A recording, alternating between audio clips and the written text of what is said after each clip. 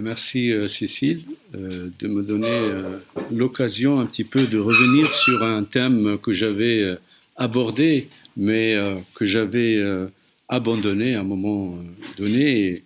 Et grâce justement à ce projet, je peux le reprendre. Et en reprenant ce projet, bien entendu, sur les questions des hydrocarbures, cela m'a permis de me défaire de toute une série de questions et de représentations qui étaient largement dominantes, en particulier chez les historiens de la guerre d'Algérie, des historiens franco-français comme les historiens algériens ou les historiens franco-algériens. D'un côté, on avait effectivement une histoire de la guerre d'Algérie marquée par la personnalité du général de Gaulle, et où les historiens finalement font de ce personnage un héros, presque celui qui a octroyé l'indépendance à l'Algérie. Et d'un autre côté, les Algériens, en tout cas les historiens algériens, qui considèrent que l'accès à l'indépendance est simplement la résultante de leur combat militaire. Nous savons désormais, en tout cas, à partir de l'exploration d'un certain nombre de travaux d'historiens américains en particulier, j'insiste là-dessus, ils ont une lecture tout à fait différente et tout à fait enrichissante et qui ouvre des perspectives importantes. Ces perspectives intègrent la question des hydrocarbures dans ce conflit. Cette question des hydrocarbures est intégrée différemment. D'abord, elle n'est pas qu'une question de ressources naturelles. Les ressources naturelles sont un enjeu politique fondamental, et un enjeu politique fondamental à un niveau international. C'est-à-dire qu'on ne peut pas étudier la question des ressources naturelles, en particulier les hydrocarbures, sans les inscrire dans les questions de relations internationales ou de la diplomatie pétrolière. D'un autre côté, il n'y a pas d'un côté les intérêts privés, les grandes entreprises pétrolières, et d'un autre côté, les pouvoirs publics. Aux États-Unis, cette question marque l'absence de frontières. La preuve en est, changement de majorité, que ce soit des républicains ou des démocrates, on constate la même attitude en ce qui concerne par exemple la même mise sur les ressources au Moyen-Orient. Alors, les États-Unis, bien sûr, sont venus tardivement au Moyen-Orient. C'était d'abord à la suite de la décomposition de l'Empire britannique et particulièrement la Grande-Bretagne qui va découper ou qui va réorganiser territorialement en traçant des frontières qui demeurent toujours instables. Eh bien, les entreprises anglaises étaient les premières à explorer et à exploiter les ressources, et de la même manière que les Français, à travers la Compagnie française des pétroles, étaient présentes, et des entreprises américaines en particulier. Sauf qu'après la Seconde Guerre mondiale, les Américains ont fait une économie extraordinaire en la matière, n'étant pas impliqués dans la Seconde Guerre mondiale, que la France était le seul pays parmi ces trois pays à ne pas disposer de ressources sur son propre sol, et surtout, elle était dans une situation de vulnérabilité, c'est-à-dire une situation de dépendance vis-à-vis à la fois des producteurs anglais au Moyen-Orient et des États-Unis. Donc le volume d'importation était très important. Et la Compagnie française de pétrole était plus une entreprise d'importation qu'une entreprise de production, dans la mesure où elle était dans le... Je vais montrer ici. Dans ce schéma, on voit que dans l'Iraq Petroleum, la CFP a, ici les pourcentages, je ne sais pas s'ils sont visibles, 23,75%. Nous avons la British Petroleum. Voilà. Tu peux montrer avec la flèche. Voilà, donc ici nous avons 23,75% de prise de participation dans British Petroleum, qui je rappelle est une entreprise britannique, de droit britannique. Nous avons la British Petroleum 23%, et nous avons Shell également 23%, et une sorte de consortium américain, Mobil et Jersey, qui se partagent le reste. Et nous avons une petite entreprise, Protex, qui a 5%. Donc on voit ici que Shell se trouve face à une coalition anglo-saxonne qui va la marginaliser dans ce contexte. Et on peut constater, après la Seconde Guerre mondiale, que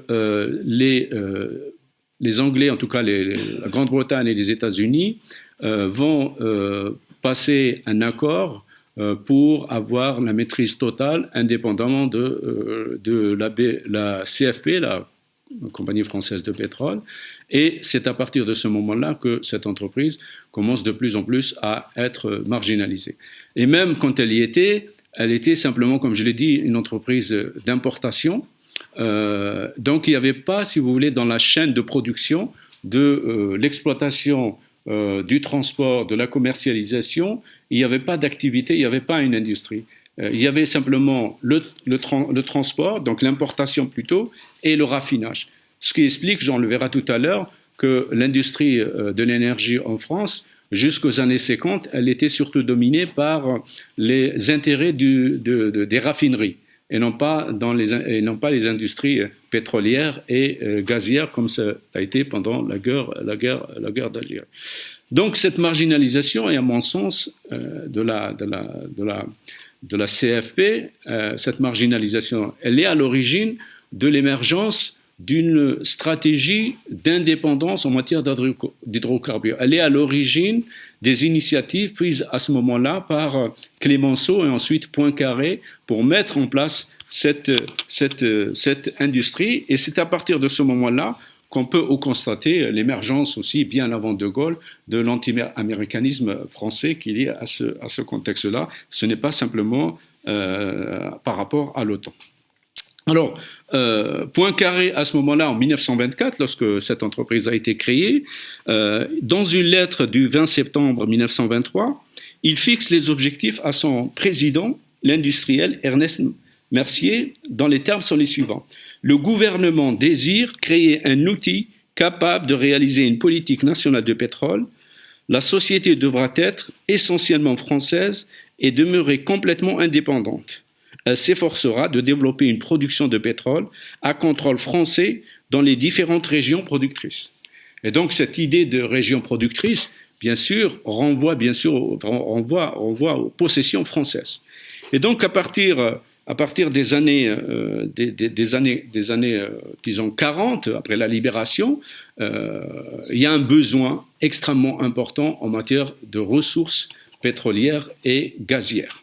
À la fois pour les armées, parce qu'on a tiré les leçons de l'importance de ces produits pendant la guerre, également pour des raisons économiques, la croissance économique, également pour substituer au charbon de nouvelles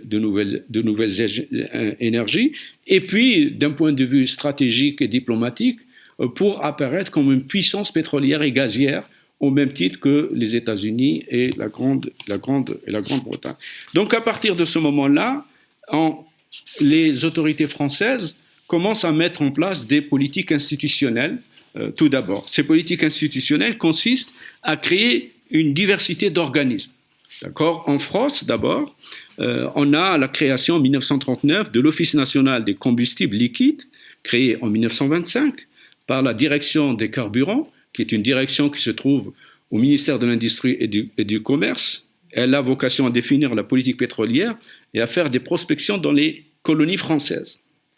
Il y a également la création de la Régie autonome des pétroles en 1939, la création de la Société nationale des pétroles de l'Aquitaine, la fondation de l'Institut national des pétroles et en 1945, la Société nationale de matériel pour la recherche et l'exploitation du pétrole.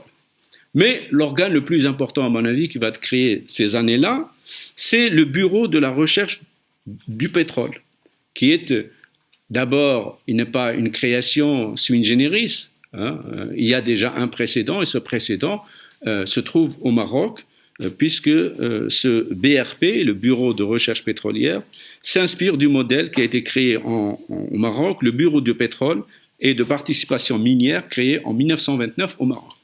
Donc ce qui veut dire que du point de vue de la recherche et du point de vue des institutions, des politiques institutionnelles pour explorer la possibilité de trouver du pétrole existait déjà. Et je signale par exemple, de ce point de vue-là, que 40 ans après le début de la colonisation, 40 ans après le début de la colonisation en Algérie, il y a eu déjà des tentatives d'exploration, mais c'était simplement au nord. C'est-à-dire en 1870, on avait commencé à explorer au nord.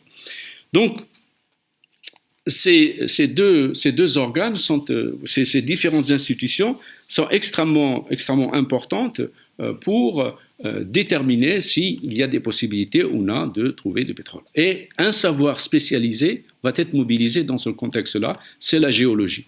Et donc, les géologues vont commencer effectivement à explorer dès cette période-là. Et ce qui apparaît, c'est que en Algérie, l'entreprise qui a été créée, avec une participation à la fois du BRP, le Bureau de recherche pétrolière, et le gouvernement général d'Algérie, à égalité en termes de participation, eh bien, cette entreprise va être la première à commencer à explorer les possibilités de gisements possibles.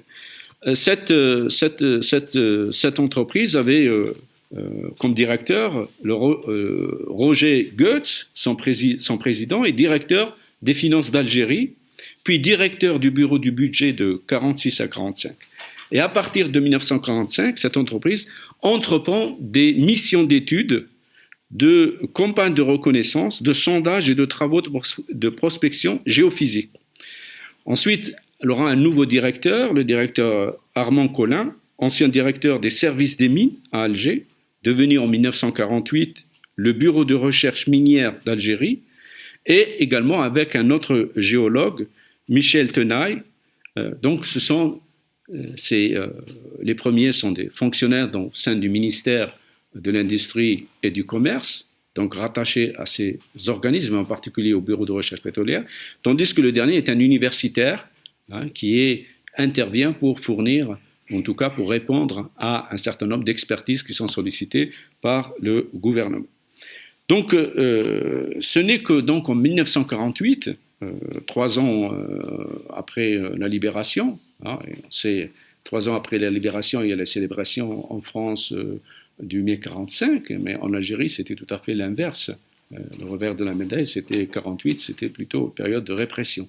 De répression de Sétif, de Guelma et de Serratas. Donc on peut dire que c'était le moment d'initiation, en quelque sorte, du déclenchement du mouvement de libération, qui va devenir le mouvement de libération. La radicalisation de la contestation du système colonial commence à ce moment-là. D'accord ? 1954, ce n'est pas le début de la guerre d'Algérie, 1954, c'est la confirmation d'un processus entamé bien avant. Il commence en 1954 parce que précisément, il y a eu les DAF, les déserteurs de l'armée française, qui sont revenus avec leur savoir et leur connaissance pour renforcer ce mouvement. Donc, ce n'est qu'en 1951 que les géologues, et notamment un géologue qui travaillait cette fois-ci pour la SNREPA, la Société nationale de recherche et d'exploitation du pétrole d'Algérie, qui dégage les lignes les plus importantes de la paléogéographie du Sahara. Puis ils produisent d'importantes informations, renseignements entre 48 et 52 grâce aux travaux faits dans diverses régions du Sahara. Et ce qu'on pourrait voir peut-être... Voilà, non, je ne sais pas, pour revenir en arrière. Voilà. Voilà, donc c'est à partir de cette carte-là qu'on voit effectivement les différents lieux localisés grâce justement à ces travaux de géologues. Alors bien sûr qu'il y a eu d'autres géologues qui ont été mobilisés dans ce contexte. Donc à partir de ce moment-là, on va penser à un autre type d'institutionnalisation. Ce n'est plus, et là je reviens en arrière, voilà. À partir de ce moment-là, on va essayer de penser une forme d'organisation administrative ou d'organisation institutionnelle spécifique à ce territoire-là, qui ne s'inscrit pas simplement dans une relation ou dans le cadre de la politique proprement française, exclusivement française, c'est un projet, comme vous pouvez le constater sur la carte, vous avez la Mauritanie, vous avez le Soudan, vous avez le Niger, vous avez le Tchad, etc., etc. D'accord ? Eh bien, ce projet s'inscrit dans ce qui était un élément indispensable de la constitution, de la construction de la France comme une puissance au même titre que les États-Unis et l'Union soviétique. Et à ce moment-là, on crée une zone, enfin, on crée un comité qu'on appelle le Comité des zones d'organisation industrielle d'Afrique. Donc, l'organisation qui, à partir de ces concepts, va être initiée par Houphouët-Boigny, l'ancien député de la Côte d'Ivoire, qui était secrétaire d'État au gouvernement de Guy Mollet, eh bien, il y a un précédent. Ce n'est pas simplement en 1956 qu'a parti cette organisation. Il y a bien sûr des tentatives d'essai, d'organisation, de mise en forme, etc., de différents groupes. Et donc, ce comité-là était présidé par une personnalité extrêmement importante qui était très largement fasciné parce que ça a été un ambassadeur. Il était ambassadeur de France aux États-Unis, en Union soviétique, et il était très fasciné par la puissance soviétique à l'époque, et notamment par la puissance militaire. Et les élites à ce moment-là, des années 40 jusqu'aux années 50, ne croyaient pas du tout que la guerre était finie. Donc l'idée de guerre était toujours présente, et imaginaient qu'il y avoir, en raison des tensions Est-Ouest, qu'il va y avoir sans doute une troisième guerre mondiale. Et l'idée sous-jacente à cela, c'est qu'il faut des arrière-gardes pour la France, parce que l'espace métropolitain pouvait, ou le territoire métropolitain peut être envahi, et donc il faut trouver pour l'armée un espace de repli. Et c'est pour ça qu'à partir de ce moment-là, l'appropriation du Sahara ou le contrôle du Sahara était marqué par des intérêts militaires. Qui étaient extrêmement importants à ce moment-là. Et donc ce monsieur Éric Labonne, qui connaissait très bien donc la situation en Union soviétique, qui voyait à peu près la stratégie des soviétiques, avait aussi une très bonne connaissance de la région donc du Maghreb, de l'Algérie, du Maroc et de la Tunisie, puisqu'il a été résident au Maroc, il a été résident aussi en Tunisie. Il va entreprendre toute une série d'activités, à la fois de lobbying, mais aussi de mobilisation de l'armée, puisqu'il va tenir toute une série de conférences au sein de l'Institut des hautes études de la défense nationale, pour faire valoir précisément l'intérêt du Sahara pour l'armée. On créera aussi au sein de cette zone, ce comité de zone d'organisation industrielle pour l'Afrique, on va créer un bureau d'organisation des ensembles industriels africains. Et c'est cette zone-là qu'on voit ici. Pourquoi on s'intéresse à ça ? On s'intéresse à ça, comme je l'ai dit, pour des raisons strictement militaires, mais aussi pour des raisons diplomatiques. La France, à ce moment-là, elle était considérée comme une puissance moyenne. Puissance moyenne au sens où elle voulait absolument avoir un statut d'égal par rapport aux États-Unis et par rapport à l'Union soviétique. Et donc, un des arguments que la France essaye de mobiliser, c'est qu'elle a une position extrêmement importante en Afrique. Et donc, ça rentrait dans ce que les élites à l'époque disaient l'Euro-Afrique française. D'accord ? L'Euro-Afrique française. Donc, la France peut s'appuyer à la fois sur le fait qu'elle pourrait disposer de l'arme atomique, qu'elle est membre important grâce au couple franco-allemand, d'accord ? Donc, elle a une position dominante au sein de l'Union européenne, et qui plus est, elle est à la tête de cette Euro-Afrique. 3 points qui vont lui permettre effectivement de revendiquer le statut. Sauf que, justement, ce statut, il lui est contesté par les Américains. Il est contesté comment par les Américains ? Parce qu'à partir milieu des années 50, on constate qu'il y a d'abord eu des États qui sont devenus indépendants, la Guinée, on connaît le rapport de la Guinée avec la France à ce moment-là, mais surtout qu'il va y avoir des leaders politiques, par exemple Nkrumah qui a fait des études aux États-Unis, mais surtout on va constater que les Américains, dans le cadre du conflit Est-Ouest, vont s'intéresser de plus en plus à l'Afrique. Ils vont s'intéresser de plus en plus pour contrer précisément l'éventuelle présence des Soviétiques qui, eux, avaient aussi des convoitises. Et donc, il y a eu à ce moment-là le voyage du vice-président américain Richard Nixon hein, et il y a eu aussi le secrétaire d'État aux Affaires étrangères. Et donc, bien sûr, il y a aussi les consuls, ce n'étaient pas des ambassadeurs, les consuls au Maroc et le consul en Algérie, le consul en Tunisie, américains, qui vont fournir des rapports. Et donc, la stratégie française pour contrer les Américains et puis surtout pour avoir leur appui, c'était de qualifier les nationalistes algériens comme étant des nationalistes très proches des soviétiques et donc le risque de voir l'Algérie tomber entre les mains des communistes. Et les Américains savaient très bien que les Algériens étaient tous sauf communistes. Et de la même manière, la France à ce moment-là incitait les Américains à mettre la pression sur l'Égypte, parce que l'Égypte était un point extrêmement important, et c'est pour ça que cette question se situe à des échelles différentes, ce n'est pas simplement une échelle micro entre France et Algérie. Le Caire était ce qu'on appelait en arabe Sawt al-Arab, la voix des Arabes. Et donc c'était effectivement la radio qui diffusait effectivement tout le sentiment nationaliste, etc., etc. Là également, on le sait depuis, les Américains étaient hostiles à l'intervention franco-britannique dans l'affaire du Suez. D'accord ? Et donc n'ont jamais remis en cause, n'ont jamais attaqué l'Égypte parce qu'ils considéraient effectivement que l'Égypte, même en propageant ces idées-là, l'intérêt c'est qu'ils vont déstabiliser la présence britannique au Moyen-Orient et eux, ils pouvaient se substituer aux Britanniques pour pouvoir élaborer et mettre en place des alliances avec les élites locales. Donc, tout ce précédent-là, à partir des années 50, on va avoir se multiplier en France tout un espace d'échange politique entre différentes sphères, différents espaces politiques. Nous avons dans cet espace politique, nous avons plusieurs mobilisations, des mobilisations qui sont à la fois dans un rapport d'échange avec les forums scientifiques, comme j'ai dit tout à l'heure, des enseignants-chercheurs ou des professeurs dans le domaine de la géologie, dans le domaine du droit, dans le domaine de l'économie, etc., qui vont produire toute une série de travaux. Nous avons les forums professionnels. Donc, je disais tout à l'heure que le forum professionnel était largement dominé jusqu'aux années 50 par les intérêts du raffinage. Ensuite, par les intérêts militaires, grâce justement à la Bonne. Et par la suite, on verra que ces intérêts ne seront pas les intérêts centraux à partir des années.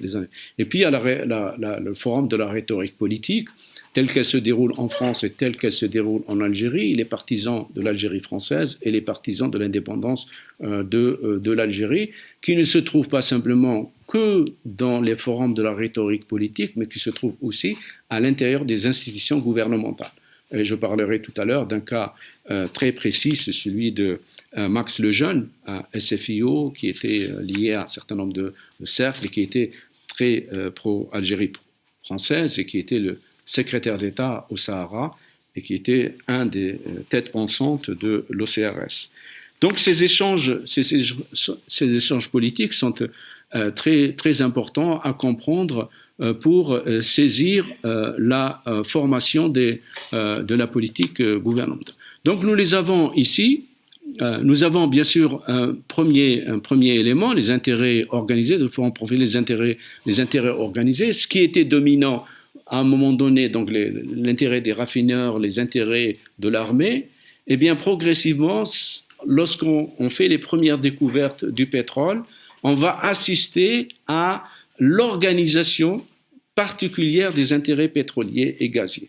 D'accord ? Le syndicat ou la chambre des industriels du pétrole et du gaz qui vont devenir un élément important. Nous assistons également à un autre type d'acteur qui va devenir très important, que nous verrons par la suite, c'est les intérêts financiers.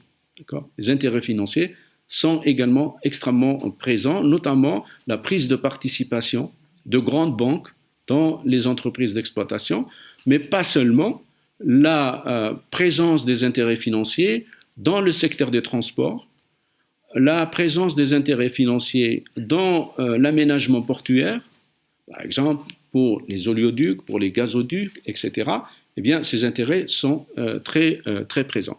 Mais bien sûr, les intérêts militaires ne vont pas disparaître comme l'atteste dans les années 60 l'explosion de la bombe nucléaire à Reagan au Sahara. Donc il y a en quelque sorte ces années-là une sorte de coalition d'intérêts militaro, pétroliers, financiers. Et c'est probablement, à mon avis, ça qui va être un élément fondamental à analyser et à comprendre dans ce qu'a été la violence, l'extrême violence qui a caractérisé la guerre d'Algérie et surtout cette revendication de l'Algérie française pour la maintenir. Donc nous avons également dans les différents programmes politiques tout un ensemble d'acteurs qui vont se livrer une bataille, aussi bien au Sénat, aussi bien à l'Assemblée nationale qu'à l'Assemblée d'Algérie. Il y a une représentation, de représentation. Cette Assemblée a été largement dominée. Elle était récente, elle a été créée dans les années 50, mais elle était largement dominée par ce que j'appelle, je disais à mon collègue tout à l'heure, le colonna du sol.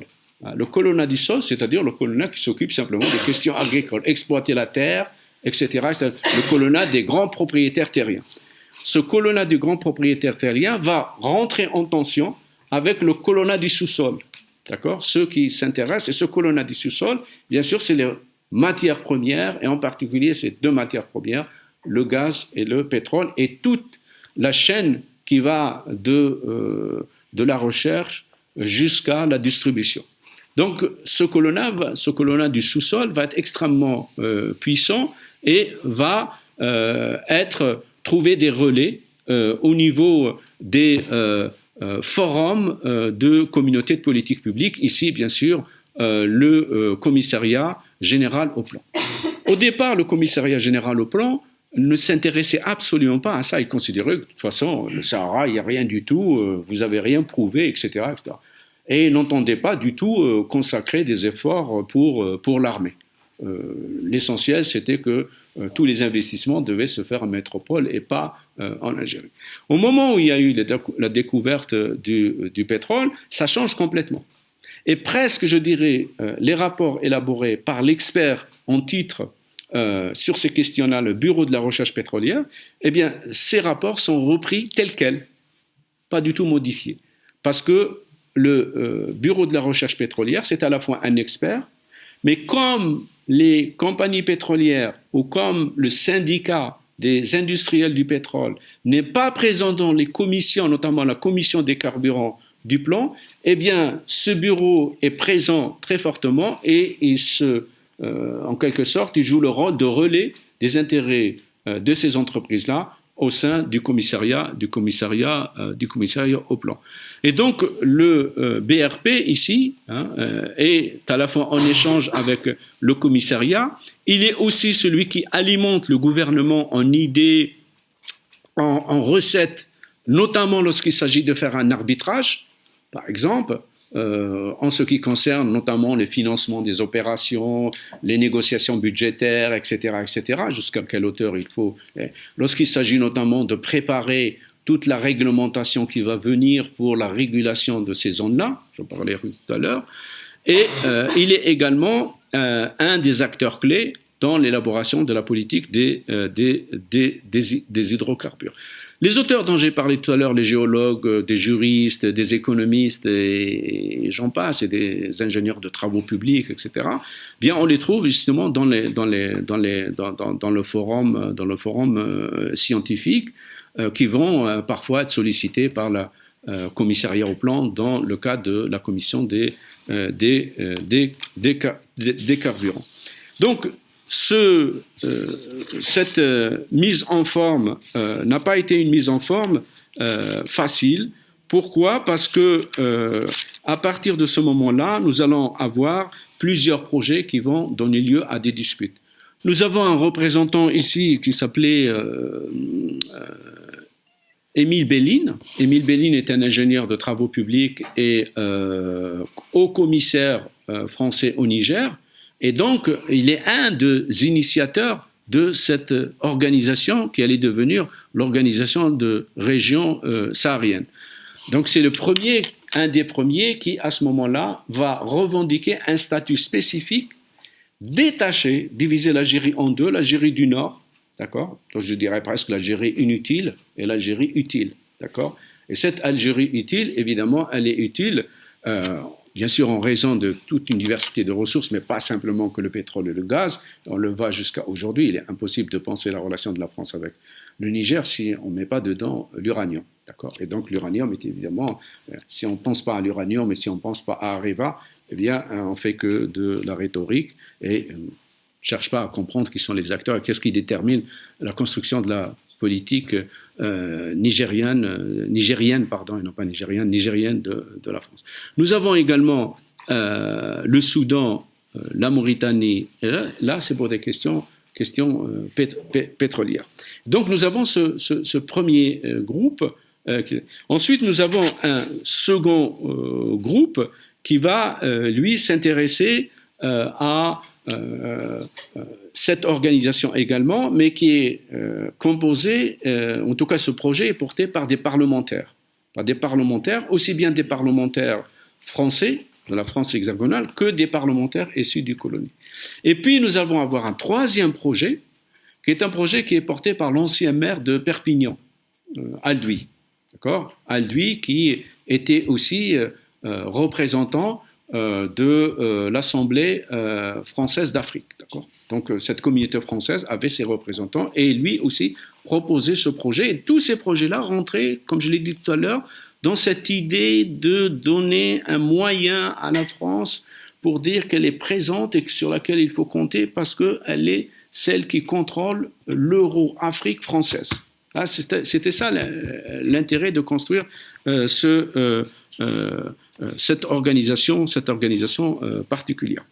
Donc tout ce système-là, comme on le voit, les intérêts militaires, les intérêts pétroliers, les intérêts gaziers, les intérêts financiers, tout cela va donner lieu à des tractations et à des négociations et se traduisent évidemment par des sorties. Des sorties. On voit ici, bien sûr, comme je l'ai dit tout à l'heure, les systèmes de croyances et les cultures politiques. Bien sûr, il peut y avoir des cultures politiques tout à fait différentes, mais qui, sur une question comme la question du pétrole et du gaz, et quand il s'agit de politique étrangère, notamment des questions diplomatiques, les frontières en termes de culture politique s'effacent et les croyances se rapprochent. Et donc, ici, les produits de ces tractations, les produits de ces négociations, les produits de ces arrangements négociés vont se traduire par, premièrement, le statut du Sahara, un statut particulier, l'organisation commune des régions sahariennes. Deuxièmement, un statut administratif particulier, les départements du Sahara, département des oasis et le département de la Saoura. L'idée de faire des départements, c'est de les rattacher directement à la métropole et de créer en quelque sorte un DOM, un département d'outre-mer. D'accord ? L'idée, bien entendu, à ce moment-là, a été bien sûr initiée par Max Lejeune, qui était secrétaire d'État au Sahara. Il y avait un autre ministère qui était le ministère des Affaires algériennes, et le ministère des Affaires algériennes ne s'occupe que de la partie nord. La partie sud avait un autre secrétaire d'État. Et donc, faire en quelque sorte une zone proprement française où la France assure sa présence au-delà de l'indépendance de l'Algérie. Ça, c'est le deuxième produit. Et puis, nous avons ces produits se traduisent, ce produit de type, je dirais, organisationnel ou institutionnel, l'OCRS, le statut des DOM, mais également un autre produit institutionnel extrêmement important, qui va d'ailleurs être très lourd à porter par les Algériens lors de l'indépendance, c'est le Code pétrolier saharien. Le Code pétrolier saharien, il y avait auparavant un code, mais le Code saharien modifie complètement la réglementation. C'est dans ce code qu'on peut repérer les instruments les plus importants. Des instruments juridiques relatifs aux permis, qui octroient les permis, quels sont les types de permis, quelles sont les entreprises qui peuvent avoir accès aux permis, etc., etc. Il y a un verrouillage qui fait que, rappelons-nous ce qui s'est passé dans les années 20, rappelons-nous, en tout cas les acteurs n'ont pas la mémoire courte à cette époque-là, ce que l'entente et l'alliance anglo-américaine qui marginalise la compagnie française de pétrole, etc., etc., on imagine à ce moment-là, et ça va se traduire très concrètement, des permis qui vont verrouiller et consacrer l'exploration, la recherche, l'exploitation, le transport exclusivement aux entreprises françaises. Les entreprises américaines ou étrangères qui veulent participer, elles ne participeront qu'avec des volumes extrêmement minoritaires. D'accord ? Et donc, ce sont ces entreprises, notamment la CFP, qui créera une filiale en Algérie qui s'appelle la CFPA, la Compagnie française du pétrole d'Algérie, la SN Repal qui existait déjà, et la Compagnie de recherche et d'exploitation du pétrole du Sahara, etc.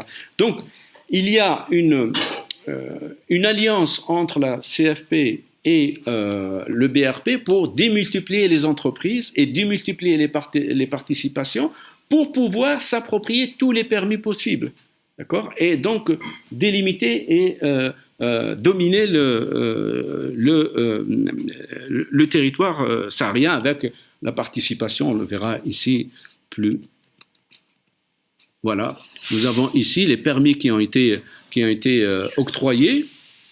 Nous les avons également en termes de surface. Hein, les activités pétrolières, nous avons ici également les différents. Dans le premier graphique 2, nous avons les savoirs qui ont été mobilisés dont j'ai parlé tout à l'heure. Et nous avons ici l'évolution des superficies des permis de recherche au Sahara en Kilomètre.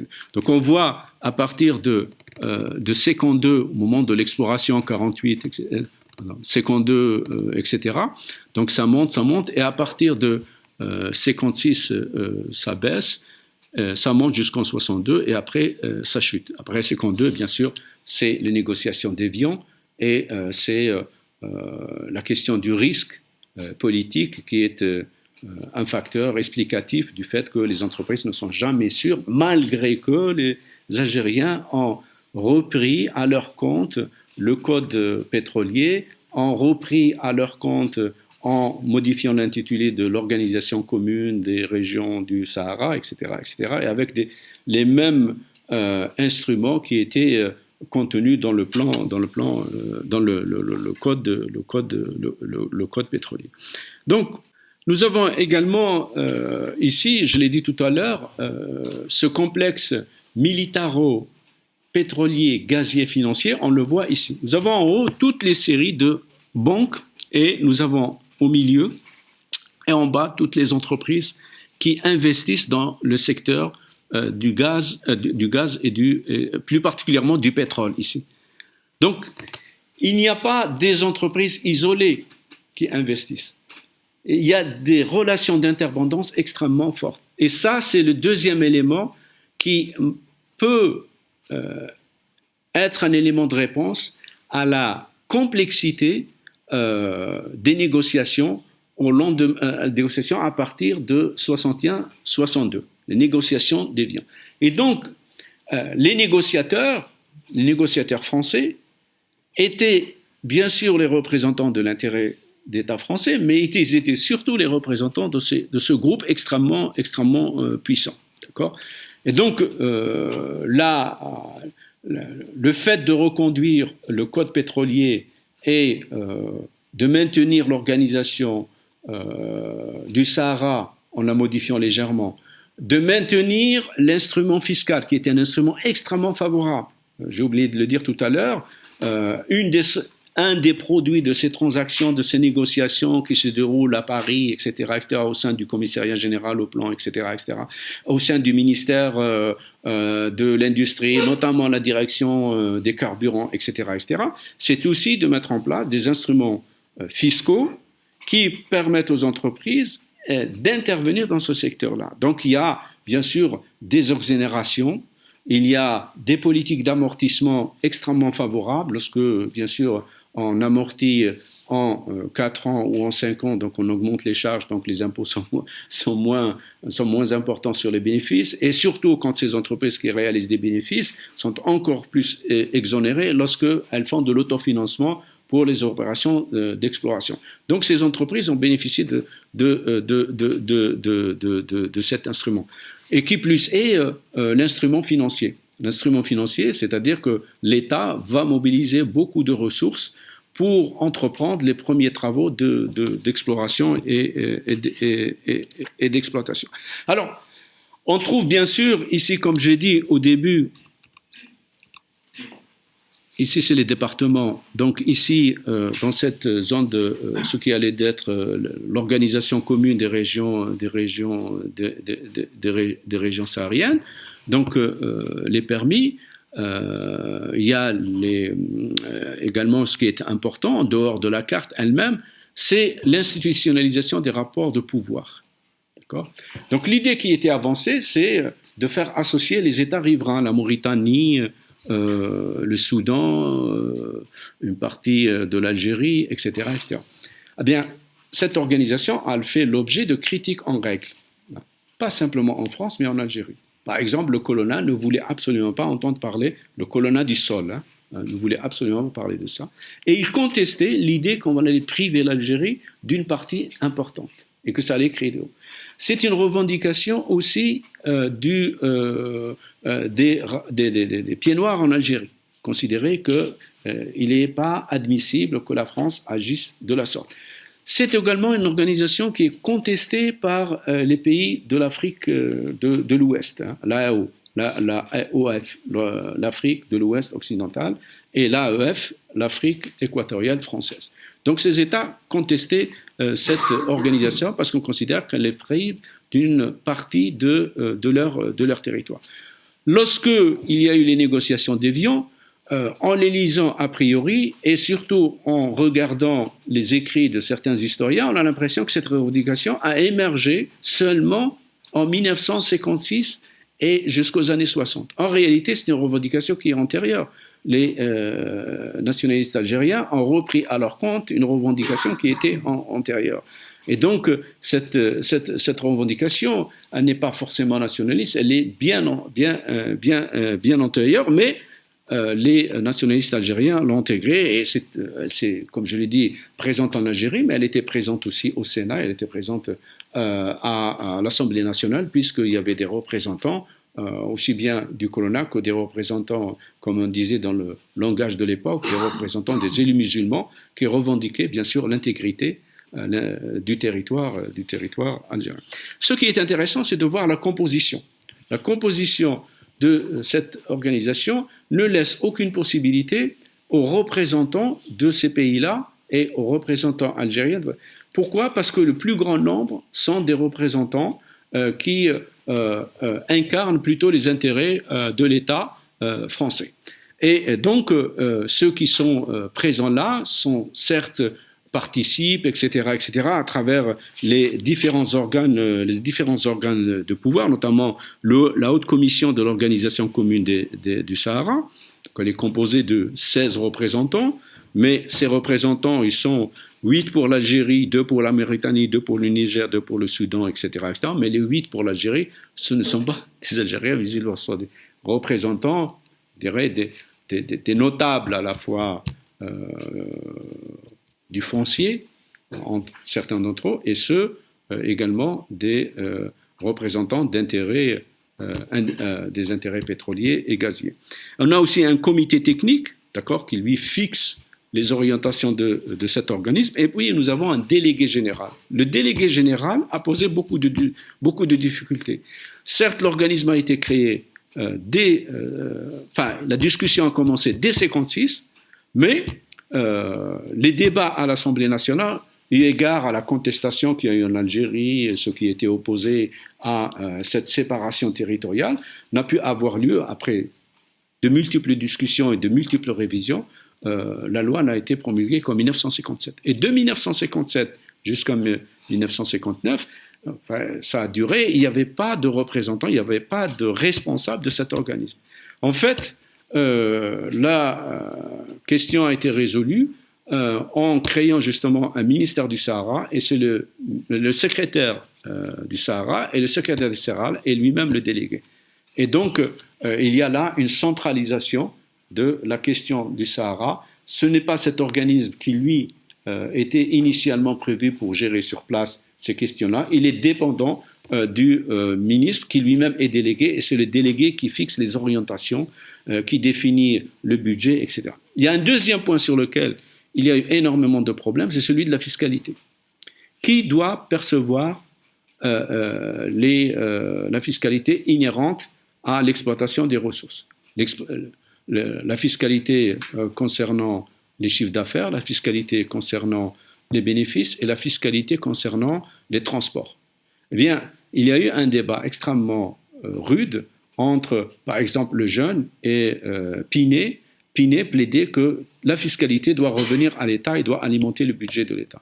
À l'inverse, Lejeune considérait que c'est à cette organisation que lui revient les prélèvements en matière fiscale. Et l'enjeu était de savoir si on est en train de créer une institution avec un pouvoir souverain ou si on est en train de créer une institution qui relève de la souveraineté française. Et donc l'enjeu fiscal était un enjeu extrêmement important à ce moment-là. Voilà un peu les différents aspects que je voulais soulever dans cette recherche. Ce qui me paraît important, c'est de dire que cette question n'est pas une question d'exploitation des ressources, absolument pas, contrairement à tout ce qu'on peut lire dans la littérature des historiens. D'ailleurs, ils n'y parlent même pas. Hein, ils n'y parlent même pas. Si on voit sur la guerre d'Algérie, c'est simplement une question de muscles, de force, de baïonnettes et d'aviation, etc., de nombre de morts, de décès, etc. Cet enjeu qui était un enjeu essentiel, il y a comme une sorte de complicité, aussi bien d'un côté comme de l'autre, de ne pas en parler. D'accord ? Alors, ceux qui ont réussi, disons ceux qui ont mené à la guerre d'indépendance de l'Algérie, contrairement aux idées reçues, ce n'est pas l'ALN. D'accord ? Pourquoi ? Parce que l'ALN, face à l'armée française, elle a perdu la bataille. D'accord ? Elle a perdu la bataille en raison de la ligne d'abord de la frontière tunisienne et de la frontière marocaine. Elle était verrouillée et les membres de l'ALN étaient à l'extérieur. Il y avait en 1956 ce qu'on appelle la bataille d'Alger. Et la bataille d'Alger n'est pas la seule bataille. Et là également, les historiens ne disent pas un mot. Il y a la bataille d'Alger et il y a la bataille de New York. Et la bataille de New York, c'est là où précisément les représentants de l'Algérie vont mobiliser la communauté internationale, et notamment des jeunes diplomates qui vont faire le tour des capitales, qui vont plaider la cause algérienne. Je dirais que l'accès à l'indépendance de l'Algérie est le résultat d'une guerre diplomatique et la direction ou le gouvernement de l'Algérie est revenu aux militaires. Ceux qui ont perdu ont gagné. Contrairement à ceux qui ont perdu, c'est-à-dire les militaires qui ne pouvaient absolument rien faire à ce moment, ont eu le temps, pendant qu'ils étaient à l'extérieur, de pouvoir imaginer une forme de gouvernement, bien sûr, de type autoritaire. Et ceux qui ont gagné ont été jusqu'aux années 70-80, et depuis les années 70-80, ils ont... Donc la nature du régime autoritaire algérien, elle est due au fait que l'isolement de l'ALN lui a permis à ses chefs de se structurer, alors que ce ne sont pas eux qui ont, je dirais, été à l'origine de l'indépendance. Ce sont ces diplomates qui ont pu obtenir le soutien, l'adhésion et la défense de leur cause avec l'appui des Américains, avec l'appui des Chinois et surtout avec l'appui de la Ligue arabe et en particulier de l'Égypte. Donc, mais en 59-60, lors des négociations d'Évian, ce qu'on constate, c'est que cette question, malgré l'appui des Américains pour, bien sûr, l'intégrité, etc., les Algériens étaient obligés de céder, comme je l'ai dit tout à l'heure, sur ces questions des hydrocarbures, puisque ce qui les intéressait, c'était l'intégrité territoriale. Et ils pensaient qu'en recouvrant l'intégrité territoriale, ils pourront à un moment ou à un autre revenir sur cette question. Donc, le fait qu'ils aient hérité de contraintes de l'OCRS, des contraintes du code pétrolier, leur a laissé le temps de revenir, et il y a eu des négociations en 63, 65 Et ce dossier sera clos en 1971 lorsque l'Algérie décidera à ce moment-là de nationaliser le gaz et le pétrole. Voilà, si vous voulez, le parcours jusqu'à présent que j'ai pu observer à travers un certain nombre de documents, des archives qui se trouvent en partie à Alger, des archives qui se trouvent en partie à Nantes, des archives qui se trouvent en partie au Centre d'histoire économique et financière du ministère des Finances, des archives du ministère des Affaires étrangères, et puis les archives, bien sûr, du commissariat général planification. Voilà. C'est ces éléments-là qui permettent effectivement de mettre le lien et de tordre le cou à un certain nombre d'idées reçues, et notamment à un certain nombre de thèses défendues par les historiens. Merci beaucoup, et surtout les économistes.